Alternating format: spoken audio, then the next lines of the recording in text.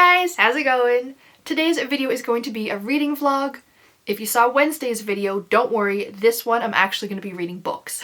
I've mentioned that my main reading goal for this year is to get my percentage of unread books that I own below 30%. On one hand, I love having unread books on my shelves because then I have so many options for when I'm just in the mood to read something, so many books that I'm excited about but haven't read yet. But on the other hand, once I get too many unread books, then I just start to get a little bit overwhelmed, a little bit stressed out. I am a little behind on this goal though because I just keep reading library books. Some of it is just a timing issue. Some books that I placed holds on forever ago are just finally coming available now. There's some books that I read the first one in the series and I haven't decided if I'm going to read the whole series and then buy all the books, so I'm reading them through the library instead. It's also just been really convenient to get an ebook from my library and then be able to read that on my breaks at work instead of lugging around a physical book. All in all though, I'm just a little bit more behind than I would like to be, so I thought, let's really prioritize my physical books over the next couple days and turn it into a reading vlog for extra motivation. Since these are all going to be books that I physically own, I'm obviously expecting to like them all because otherwise I wouldn't have bought them. So my main goal is going to be quantity, I hope. I would love to read 3 books over the next couple days during this vlog. My secret goal, which is not so secret because I'm saying it now, is 5. I think that might be unreasonable, but if I pick the right books, I think I have a chance. I also have a very busy week coming up and my work schedule is all over the place and very inconvenient. I'm going to take a look at my shelves and pick out a few books as like a kind of TBR, but if something else strikes my fancy, I don't mind pivoting, but I feel like if I have a bit of a TBR going into it, that'll set me up for success. So give me a moment to look around and I'll be back.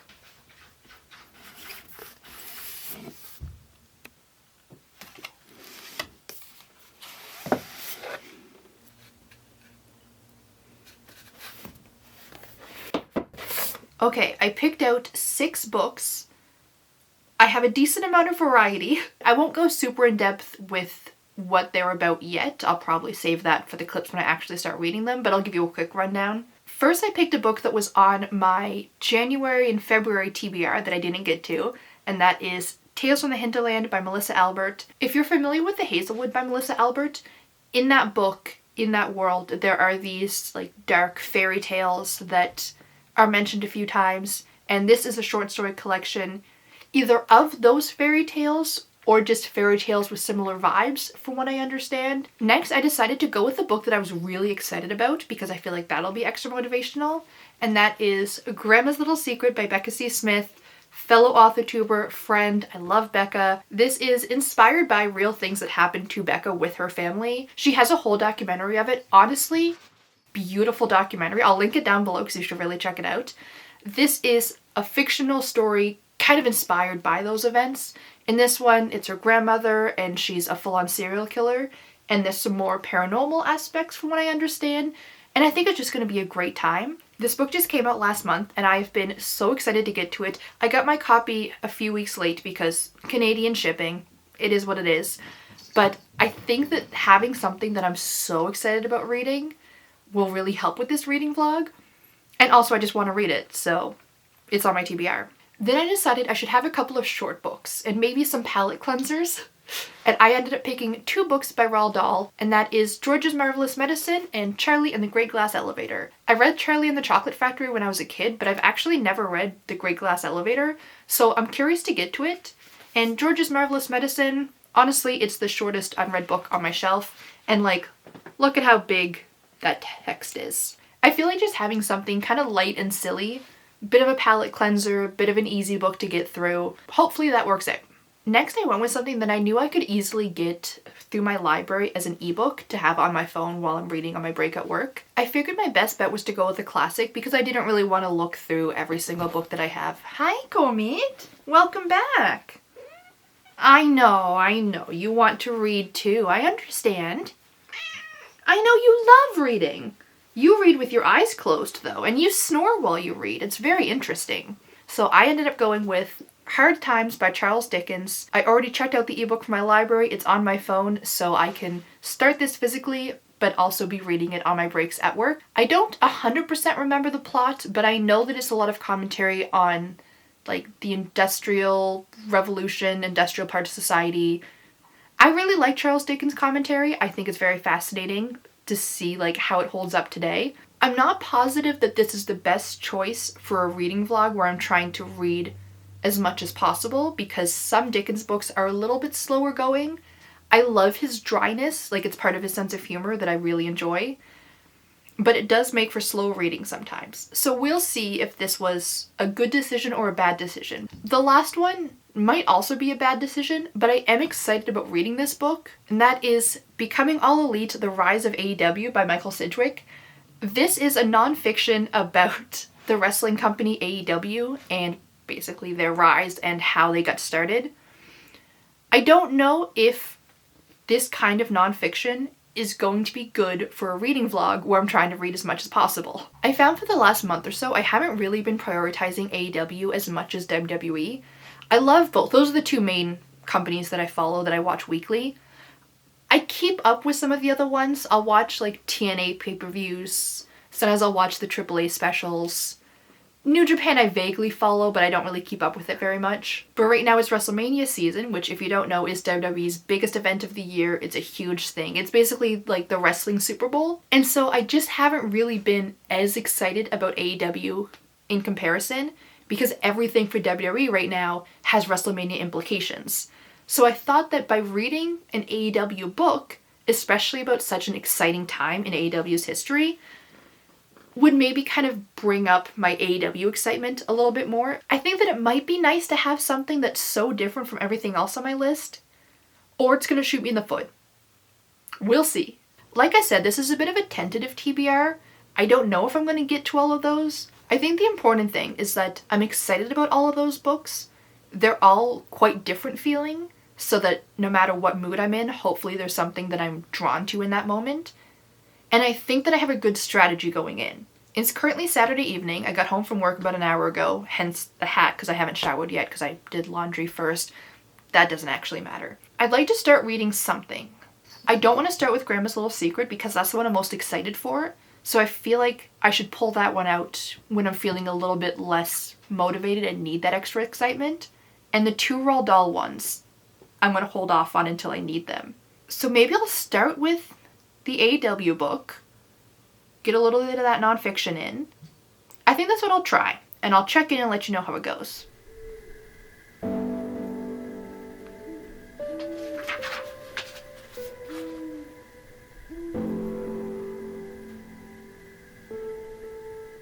I was kind of hesitant adding the nonfiction into this pile, but honestly, I am loving this so much. I'm not going to go too much into it because I know that there's not a lot of wrestling fans that would be watching this reading vlog. Although if you are a wrestling fan, please comment. I need more wrestling friends. I kind of wish that Michael Sidgwick also wrote like fiction so that I could recommend his writing to more people. I feel like so many of the lines are just so like, whoa. There's one here, it's about a t-shirt design. It doesn't matter for the context. This was an unmistakable shirt that fans, forever plagued by bemusement at best over their chosen form of escapism, were proud to wear in public. Hello? And even the way that he describes the matches, as a wrestling fan and as a story fan, so well done. Wrestling at its core is storytelling. You know, it's an athletic soap opera at the end of the day. And I love the way that Michael Sidgwick describes the matches. It's not just this person did this move, and then this person did this move, and then this person countered that move. Like, it's why each move was chosen, why they did each thing, what kind of propelled the story in which direction, how the crowd reacted to every single beat. But he's talking about an iconic match between Kenny Omega and Kota Ibushi. I'm not going to get all into it, but they were a tag team, the Golden Lovers. Very, like, love, very key. Kind of queer. Who knows? But eventually they turn on each other and they have a match. And one of the best matches, but the way that he describes it, there's a line here. This brutal move was not enough to secure the 3 count. It became clear, tortuously so, that something not even love could forgive had to put an end to it. Like, come on. Again, if you're not a wrestling fan, if wrestling isn't your cup of tea, that's totally fine. But as a huge wrestling fan, as a fan of storytelling in general, this highlights a lot of my favorite parts of wrestling, while also being a really well-written insight and analysis of the history of it. TLDR, I love it. I'm about 70 pages in. Unfortunately, it is about 11:30 at night. I have not eaten yet today. To be fair, I was at work until 6:30. So it's not like I've been reading all day and forgot to eat again. But I should probably make something to eat. Still haven't showered, as you can tell by the fact that I'm still wearing my hat. But all in all, what a great way to start the reading vlog, especially because it's the one that I was least expecting to get through quickly. Not that I've been getting through it quickly, but still, like, I'm very excited to keep reading it. I don't think I'm going to continue reading this one right now. I think I am going to next jump into another story just so I don't get burned out of one thing or the other. But yeah, what a great start. Hey guys, I just got home from work, quite exhausted, but it's fine. So I just thought I would check in. I did not check in yesterday. The day just kind of got away from me, but I did a lot of reading. I read a little bit more of Becoming All Elite. I'm at page 107, I think, right now. Still absolutely loving it, still having a blast, very great. And then I started Hard Times by Charles Dickens.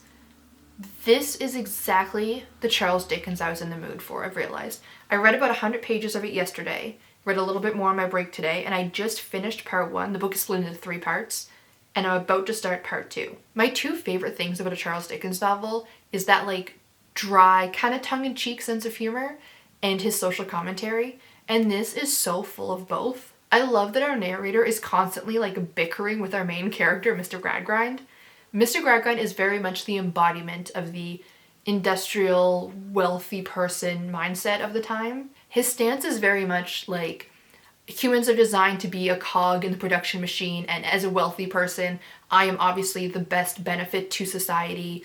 Poor people just need to learn how to work harder and stop being so poor. The whole reason why they're poor is because they don't work hard enough and they're so busy having fun or trying to find joy in their life, and they don't deserve to feel joy because they're poor and they're not rich and wealthy like me. And why, yes, I did inherit all of these companies from my wealthy father and I don't pay my employees enough. Why do you ask? Like, he's that kind of character, and the narrator is just constantly taking the piss out of him. Like, something nice will happen and the narrator will describe it and then say, and like an ignorant fool, Mr. Gradgrind had no idea what was going on. There's just this extra layer of comedy and enjoyment when the narrator, like literally the fiction novel itself, is debating its own main character about the merits of creativity and art and passion and joy versus just being a soulless machine. It is the perfect vibes. I'm absolutely loving it. I was originally going to start Grandma's Little Secret this evening, but honestly, first of all, I'm exhausted. I didn't sleep last night. It was a long day. It was an opening shift, which I hate. It was just a busy day of just a million little things and not having enough time to do any of them. Like, not a busy day in the way that time goes by fast, a busy day in the way of there are too many things to do and I need to do all of them and I don't have time to do all of them and I'm just stressed all day. And then I had to get groceries after work and run some errands. I did get to have supper with my mom though. That was very nice. But now I'm finally home. It's like 6:15 and I'm just exhausted. And I don't think that I want to start Grandma's Little Secret right now when I'm in this kind of mood. Like, I'm not necessarily in a bad mood. I just don't feel like doing things.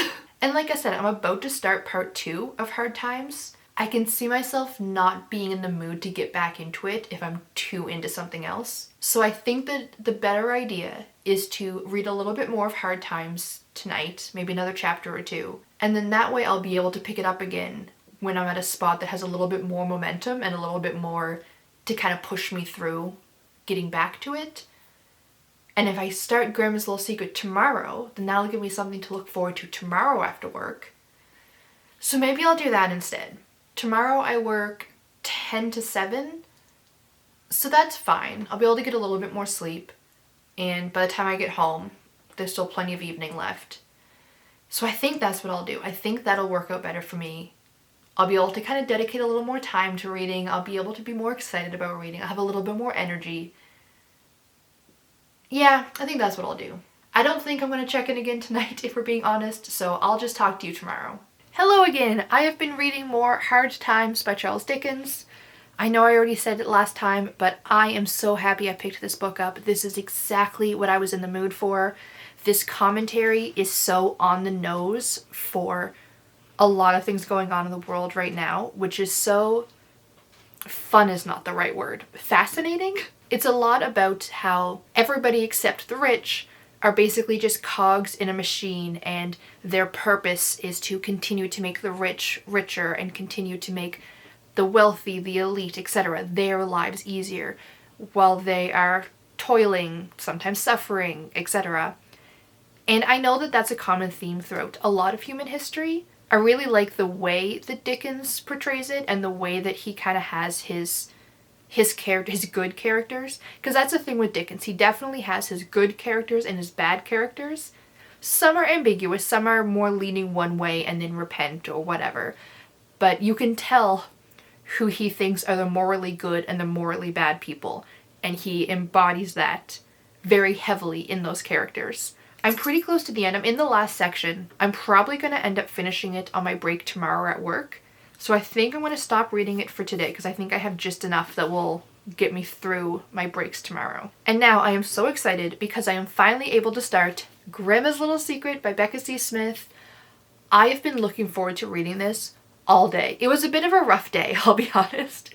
But just knowing that I had this to look forward to tonight, I needed it. So I'm very excited to start this. I probably won't check in again tonight because I think I'm just going to keep reading this until my eyes get too tired to read anymore. And by then I'll probably be too tired to want to update. So I'll update you tomorrow, which for you will be in like a second. Hello, now it's tomorrow. I did indeed finish Hard Times at work today. My final thoughts are pretty much the same as I've been saying this whole time. Excellent vibes, exactly what I was looking for. The humor really tickles me and the commentary is really fascinating. I think my final rating on this is going to be a 7.5 out of 10. I went over my rating system in my last wrap-up video. I'll put it up on screen here just so you can see it if you missed that video. And if you're interested to hear more about it, then it's in the first couple minutes of that video. I feel like with a decent amount of Charles Dickens novels, the plot is just something for his characters to be doing while he tells their story and the story of the world. It's not really a focus, and this is definitely one of those. So only 2.5 out of 5, smack dab in the middle. Characters, I rated a 4. I did love them. I loved rooting for the good guys. I loved cheering for the demise of the bad guys. I found some of them really endearing. I found some of them like conflicting in a really interesting way. But they are very simple because they're basically just metaphors or stand-ins for certain ideas.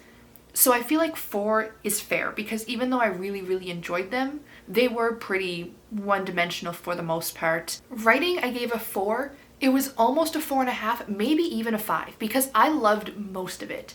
I loved the humor, I loved the writing style, I loved the voice, I loved the narration choices, like so much of it I really enjoyed and was exactly what I was in the mood for. But there was a lot of phonetic spelling for accents, and that is just something I personally hate reading. I find it so tedious. A lot of times it's when a character has either a very thick accent or their accent is part of their characterization, so the author will spell out the words the way that they sound. I just find it so hard to read, and I know some people love that. Some people find it really enriching and they find it a great way to delve into the character.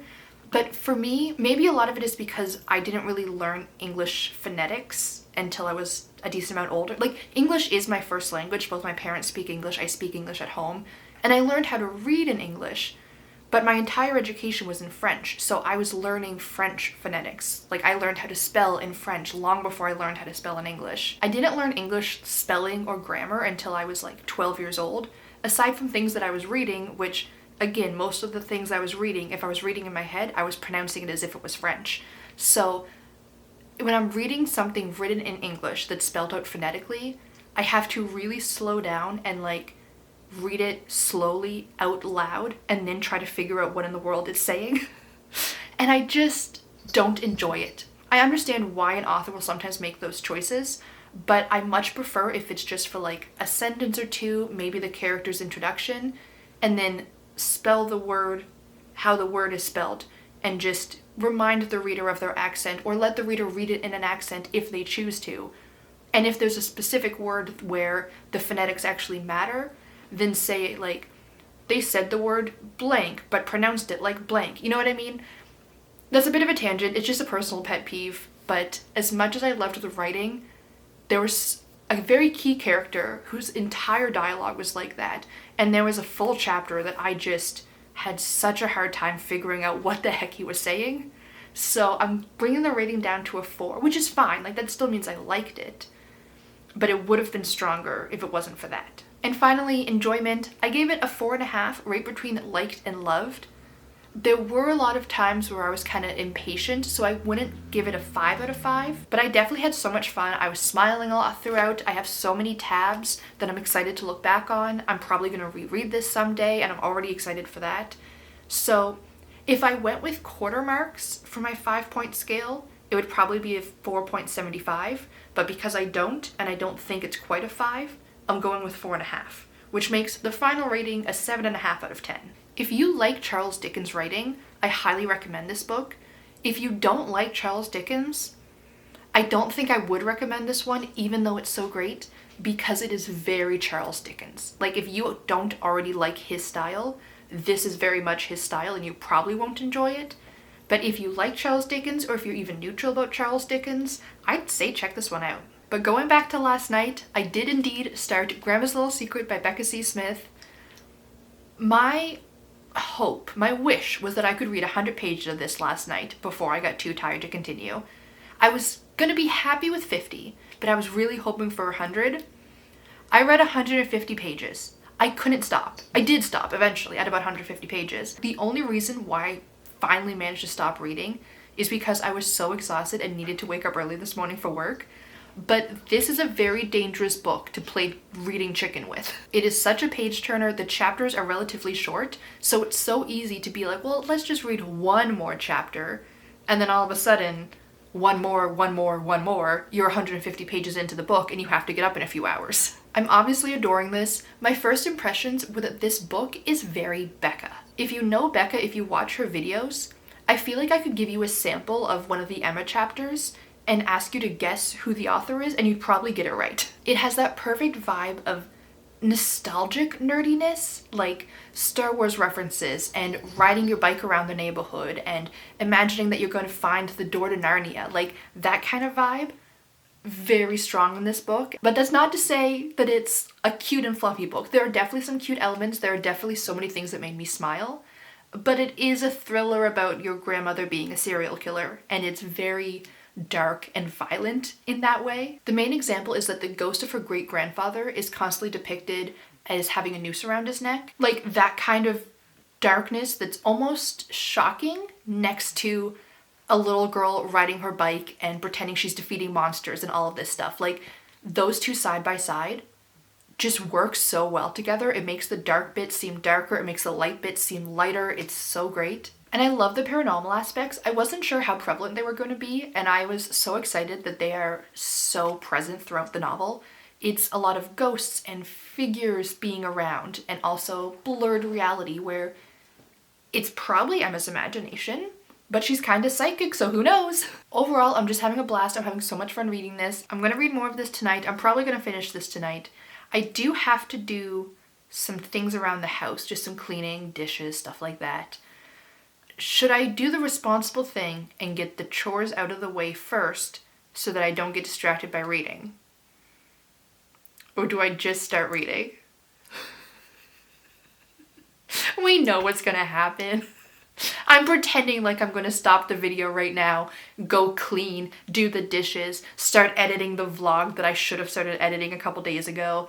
No, I'm going to turn off the camera. I'm going to put that blanket on my lap. I have one cat on my lap right here, Rover's right here, and we're going to read. But we can pretend that I'm going to do the responsible thing first and not just spend an entire evening reading, right? Also, I've been purposefully not saying what day it is because I don't want to call myself out. It's the Thursday evening right now, and this video has to come out for Friday. Usually I post Friday at like 10 a.m. So I shouldn't be up all night reading because I still have to edit this vlog. and film an outro. But maybe I'll just post the video late and it doesn't actually matter. I think that's what I'll do. I know that algorithm blah blah blah, you have to post at the same time every week or else bad things will happen. But I think I'd rather just read. I think that's more important to me right now. So if this video is out late, you'll know why. If the algorithm doesn't push it, we'll all know why. And honestly, I don't care. This is probably not one of my better vlogs, but either way, I should stop yapping and start reading. So I'll check in later.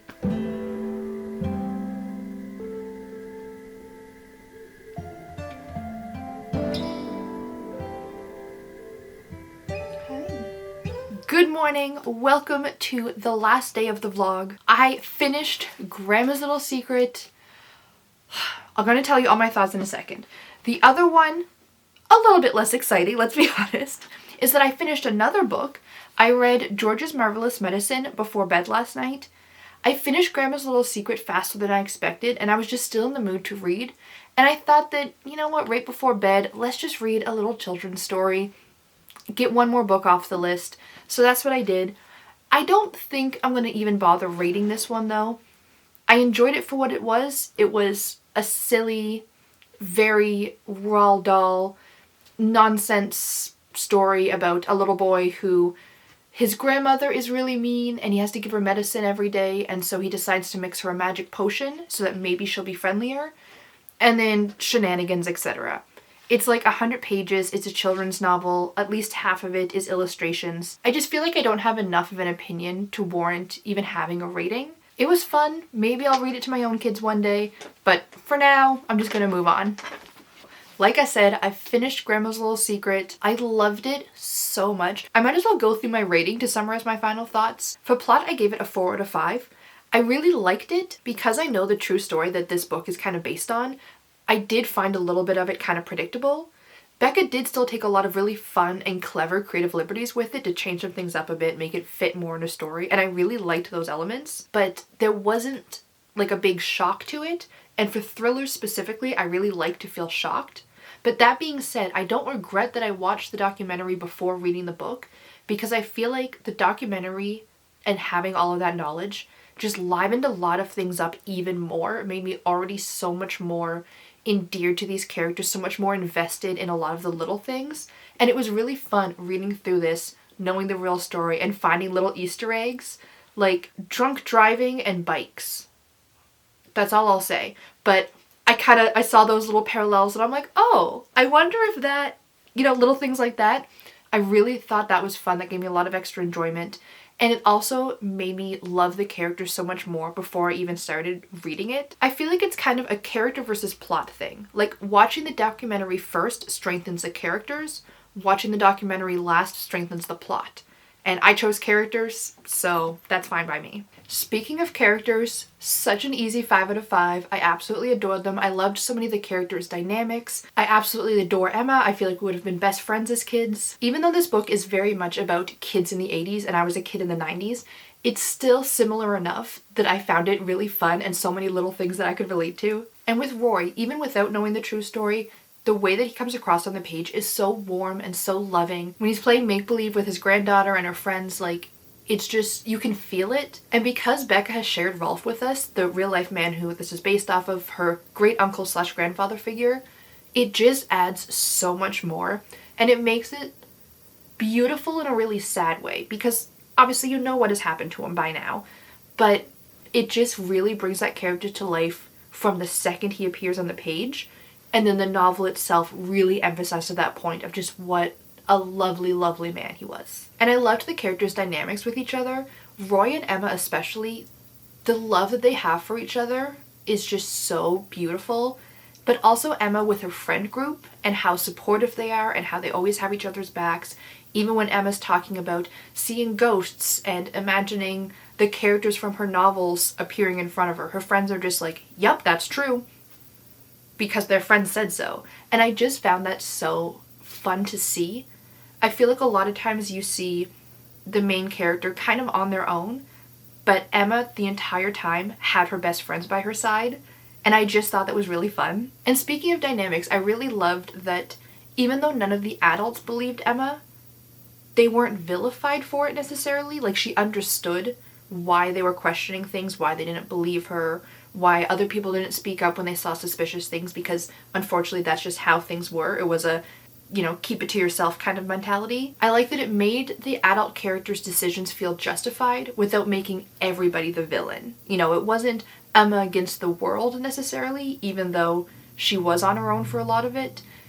It wasn't like her parents were bad people. It wasn't like her aunts and uncles were bad people. You know, they were just adults and didn't believe that a child who says that she's seeing these imaginary things is also telling the truth sometimes. It was just a really good balance of, as a reader, you can see both sides, and as a person, you know who you want to side with, but nobody's necessarily the villain except for the obvious villain.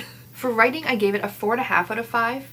I loved all of the nerdy references in it. Again, this book feels like Becca. If you already like Becca's personality, you're gonna like the personality of this book because it just shines through. And I really liked the way that the paranormal elements and the imagination elements blurred together and blurred into reality. I do tend to enjoy the unreliable narrator trope, and the fact that our two narrators were a child with an overactive imagination and a delusional serial killer really worked for me. I will say this book was definitely a bit of a mashup. It's obviously a thriller. There's a serial killer. It gets very violent at times. It gets gory and descriptive at times. But it is also just about being a kid in the 80s and very Goonies vibes. I feel like it's almost a little bit too whimsical to be scary, but a little bit too dark to be silly. Like, it's that in-between part. I really like both those things, but the mix might not work for everyone. And finally, enjoyment was another 5 out of 5. Like I said, I would have read this in one sitting if work hadn't so rudely gotten in the way of reading. But it had so many elements that I loved. It had so many moments that just hit me in the right way. And I did cry twice. I cried once towards the end. If you've read the book, you can probably guess which part I cried at. I cried during that part, and I even cried at the end after the story. There's a true or false section at the end that kind of just goes over certain things that would change for the sake of the story and kind of clarifies some real things that happened. And there's one part I'll show you. There's that beautiful photo of the real life Rolf, and I don't know, just seeing that picture, it just made me cry. I'll read what Becca said about Rolf because I feel like it's just best in her own words. But this book, though fiction, is based in reality, and I wanted to tell Rolf's story through Roy, the way I remembered him, a grandpa figure to me, when both my paternal and maternal grandfathers were gone before I was even born. He had a smile for everyone, had gifts that Santa forgot to give us at Christmas. I still have the teddy bear that he gave me, and I keep it by my bedside, and he always had time to help me find the door to Narnia. Rolf Neslund was a good man who didn't deserve what happened to him. And then just the photo. Oh my god, I'm getting choked up already. And I just remembered I cried one more time. I didn't actually cry. I got teary though, before the book even started. The dedication to Rolf. I hope you know how much you were loved. I wish I could have saved you. Like, that's the emotional impact that this story is carrying. And I'm so grateful that Becca shared Rolf with us. And one of the things that she said in the documentary was that he would always write hundreds and hundreds of Christmas letters because he wanted to share his joy with everybody at Christmas. He was such a Christmas person. And I think that through this novel, Becca is sharing Rolf with us, and in turn he is sharing all of that joy with us again. It's just magical. Side note, we don't get a lot of colored photos in novels, and the fact that this was in color was a perfect decision. It just brought it to life. That beautiful pink on the flower on his shirt, that yellow one. The fact that this photo is in color just makes it feel more real, more vivid. So whoever's choice that was, whether it was Becca or Zara or someone else, excellent choice. Like, honestly, big impact, good decision. So all in all, I did finish 3 books, which I'm very happy about. I didn't get the full 5 that I wanted, but with how busy of a week this was and how freaking exhausted I was all week, I'm more than happy with that. I finished Hard Times, I finished George's Marvelous Medicine, I finished Grandma's Little Secret, really enjoyed all 3, and I'm about halfway through Becoming All Elite. I really loved this one. I'm definitely going to keep reading it. In retrospect, it might not have been the best for a reading vlog. I feel like if this was a wrestling channel instead of a book channel, I would have gone all in. All in. I didn't even mean to do that. And I don't think anyone's gonna get it, and it's fine, because I get it. but I kind of stopped reading it for the vlog because I realized there's not much I can really say about it. I know that most people watching don't care about wrestling and have no idea of anything about this. So for me to sit here and say, oh, I just got to the part where Kenny Omega moved back from Japan, that means nothing. So many fun anecdotes and stuff from this story I would have to give so much backstory explanation to that it's kind of not worth it. So even though I didn't read a lot of this for the vlog itself, I really enjoyed what I did read and I'm really excited to read more of it on my own time. All in all, I'm pretty happy with how this went. If I hadn't have been vlogging, I definitely wouldn't have read as much as I did this week. I probably would have only finished one book, if that. Like I mentioned in the beginning, my goal is to get my percentage of unread books below 30%. And after this reading vlog, my percentage of unread books went from 38.5 down to 37.6. So I'm getting closer. I definitely got what I wanted out of this. I hope that you guys also got what you wanted out of this. If you did enjoy the video, please hit the like button to let me know, and subscribe to stay up to date with the rest of my videos. I post new videos once a week, usually reading or writing related. So I hope to see you guys next time, and until then, have a great day. Bye!